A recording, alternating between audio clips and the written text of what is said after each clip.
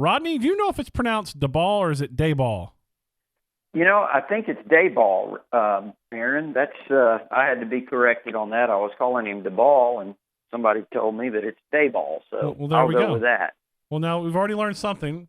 Rodney's only been here for a couple of seconds. He's already taught us something. Rodney, when do you think? Where are we in the process? You think of Alabama making this official? If all signs are pointing to Brian Daboll, it looks like, and I've heard what you've heard that he's the guy. When do you think Alabama makes this official?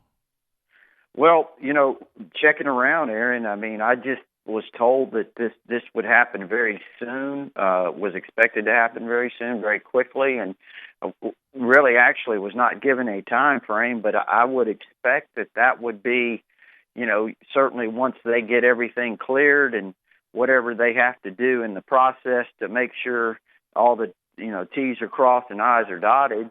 But I would think certainly within the next few days. I know we're getting close to the weekend. I don't know if it might carry over into early next week or not, but I would think relatively soon.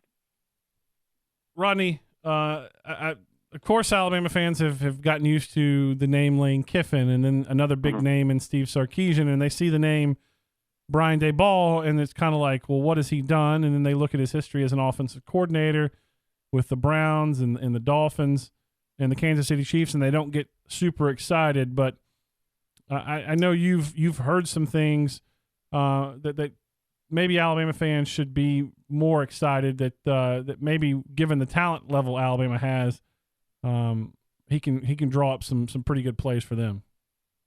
Well, I think so. I think you have to be careful when you look, especially at the NFL records sometimes, because you have to look exactly what team you're with and the personnel you're working with and all of those types of things. I mean, let's face it. I mean, I know it's a different deal, but Nick Saban was what with the Dolphins? 15 and 17? Yep. Whatever it was. I mean, if you just judged him on that, you would say, this guy's he wasn't very successful, but we all know the truth. And I think, with Brian Daboll, if you start investigating and look around and talk to some people who are familiar with him and look at deeper into his maybe his background, you find that he's extremely highly respected for his coaching ability, the things that he can do as an offensive play caller, even though, he's not doing that now in New England, but he's, as I understand it, very respected in terms of helping them to design their offense, especially in the running game. He's not just a tight ends coach. And there's a lot of people that think, honestly, Aaron, that if, there was ever a change at offensive coordinator there, for instance, if Josh McDaniels were to go somewhere else or whatever, that, Brian Daboll might be the likely candidate to step into that position. So I realize that there are some things there. If you look at the numbers as an offensive coordinator production that he had, that might say, well, maybe this guy's not very successful. But I think on the other hand, if you look deeper, you find that this guy has a chance to be a really, really fantastic offensive coordinator and coach as you start to continue to move along in his career. Rodney, we've speculated over the last couple of weeks when talking about the offensive coordinator search that among the priorities Nick Saban would make in bringing in a new OC would be the ability to work with quarterbacks. And what does Daboll know? I mean, he was a tight ends coach. Does he have a history of developing quarterbacks, or we've talked about Clint Trickett coming in as an offensive analyst. Jim Werner, former Ole Miss offensive coordinator, may be brought in. He's got a history of developing quarterbacks, but those guys aren't allowed to be on the field. Do we get a sense of what Daboll history is in working with quarterbacks? Well, that's a great question because, I've actually been asked that, and I would say maybe that's from our perspective on the outside, that's probably the one unknown, because I don't think he's really done much of that. I think he did that 2 years when he was with the Jets, when he had Favre and Chad Pennington. There did not seem to be any concern about that from the people that I talked to, though, because they said that he has basically been involved, with every position on the offense. He has a great understanding of the quarterback position as well. He has a great understanding of how to put quarterbacks in the best position to succeed, what they do well and the things that they can be successful doing, that he has a really great understanding of that. So, again, I think there's so many different things that go into developing a quarterback. And we talk about developing a quarterback, and people talk about how great Lane Kiffin was at developing quarterbacks. But on the other hand, there were people last year that talked about, one of Lane's strengths was not the ability to help a young quarterback with his mechanics and develop mechanically. And so I think there's a lot of different ways to say when you talk about developing a quarterback, there's so many different aspects in that. And but I think certainly part of that is putting that quarterback in position to succeed and have success. And Lane Kiffin obviously did that for 3 years. And, from what I can gather talking to various sources, they think Brian Daboll is really great at doing that. Talking to Rodney Orr of TiderInsider.com, who broke the news last night that if things continue down the path they're headed, that Brian Daboll will be Alabama's next offensive coordinator. Rodney, you've been watching football a long time. I don't know how much you know about playing the position of quarterback, but you've watched quarterbacks play for a long time. What area do you think Jalen Hurts needs the most improvement in? Is it recognition? Is it his mechanics? Is it his pocket awareness?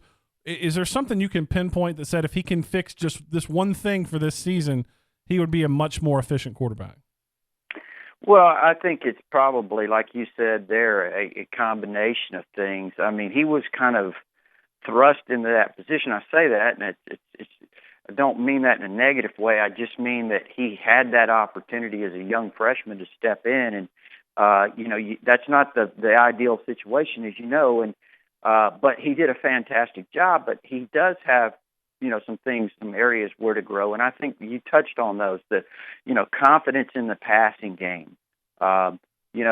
Maybe sometimes not pulling it down so quickly, but hanging in there and delivering a throw, knowing where to go, having a better grasp of, what the play design is, where the receivers are, where to go, how to read the defense, which tells you before maybe even the snap where you might want to go with the ball. All of those things. And, I think we lose sight sometimes, Aaron, and you were talking about developing quarterbacks. This is a highly developmental position. Quarterbacks take time to learn and to progress. And so I think sometimes we lose sight of that. Yeah, that's excellent. Excellent point there, Rodney.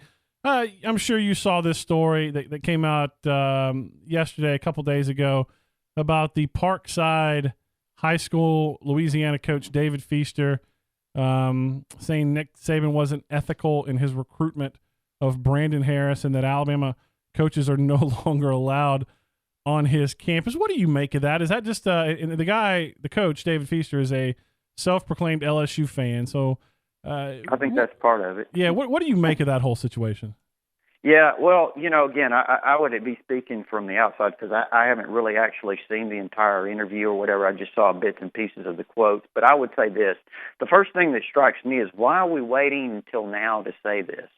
I mean, if it was an issue back then, why would you state publicly about that? I think that's something that you would just pick up the phone and call Nick Saban as a high school coach, which he had a top recruit in Brandon Harris, and say, Coach, I don't like the way you recruited my kid here. So I really don't agree with the way he handled that or publicized that. I think it just really raises my eyebrows. But I would say this. I don't think there was anything unusual about the way Brandon Harris was recruited by Alabama. I think that that's the way a lot of schools do it. And when I say that, what I mean is, you offer a lot of kids, and then you invite them to come into camp, especially quarterbacks, and you evaluate. You say, look, I've offered these 10 quarterbacks. I've offered you, but I've offered 10 other guys, and everybody's coming to camp, and then you make your evaluations based partly on maybe camp performance to see how they handle themselves. And quite honestly, from what I was told, talking to some of the other quarterbacks and people that observed that particular camp that, by the way, Brandon Harris denied he even showed up at, but that's another story. But from what I was told, he was not extremely impressive. He did not really have that great of a camp and whatever, and Alabama decided they were going in another direction with David Cornwell, which I don't know what's so unusual about that. I mean, LSU does it. All these schools do that. Yeah, and it's well known for people who follow Alabama recruiting that it's a standard practice of Nick Saban that he wants to see a quarterback throw in camp before Absolutely. he offers him, right? I mean, that's nothing new. Yeah. I mean, one thing you have to understand about the quarterback position, it's so, mental. You want to get an idea of, how quickly does this guy think on his feet? How does he respond in front of, coaches? How does he handle himself? I think that's all extremely important. And again, this is not limited to Alabama. This is everywhere. I mean, you have to make these evaluations, and then you make your decisions on which guys you want to take. I don't think Alabama did anything unusual in the recruitment of Brandon Harris. And you know what? I don't think Brandon Harris was coming here anyway. So I don't really understand the problem. I think just my guess, Aaron, and it's just a guess, is I think this coach is an LSU fan, and I think, after Alabama has gutted that state this year, I think that's – I'll wonder if that's part of the timing of these comments. Wrapping up here with Rodney Orr of TiderInsider.com. You can follow him on Twitter at TiderInsider. Rodney, Joe Panunzio back on the Alabama staff, this time with an on-the-field role as the tight ends and special teams coach. He was formerly with Nick Saban as the director of football operations. Is this a move? Because he hasn't been on the field as a coach since he was at Miami, which I think was in 2010. Is this a move to shore up the recruiting efforts in Florida after losing Mario Cristobal? Well, I think he's obviously got a lot of strong connections down there, and it is noted to be a strong recruiter. I think that's fair to say. So what you're saying there, I would probably agree with in part. But I also think, too, that, he was really well liked when he was here. He did a good job in, I think it was director of football operations for those years that he spent here. But, he does have a really strong reputation, I'm told, for his organization of the special teams and developing the special teams. So I think that's certainly a big thing for him. And, he's been an excellent coach as an assistant. So I think that was an attraction. And from what I've been told, that when Alabama found out that Panunzio was interested in coming back, I mean, that really kind of, that was something that they were highly interested in entertaining that. So that tells you a little bit about what Nick Saban thinks of it.